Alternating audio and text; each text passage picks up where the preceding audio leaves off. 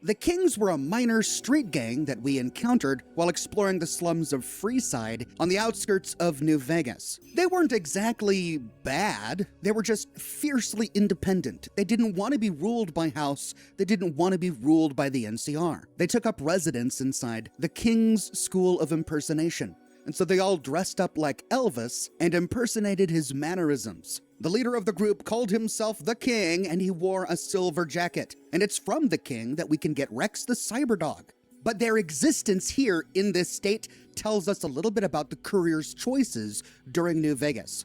There are quite a few different endings for the Kings based on what the courier chooses to do, but there's only one ending that's possible with all of the evidence that we see here. In order for the Kings to become irradiated, they must have survived as a faction after the events of Fallout New Vegas. And if we assume that the House ending to New Vegas is the canonical one, then we need to find an ending where House wins and the Kings survive. And there's only one ending where both of those conditions are met. In order to get it, the courier had to complete the quest GI Blues by killing the leader of the NCR in Freeside, Kieran, and her forces. But the courier must not have completed the quest The King's Gambit, and Pacer must have been left alive. With those conditions met, and by siding with Mr. House, we get the following ending. During the second Battle of Hoover Dam, some kings took it upon themselves to launch several attacks on NCR citizens and soldiers around Freeside.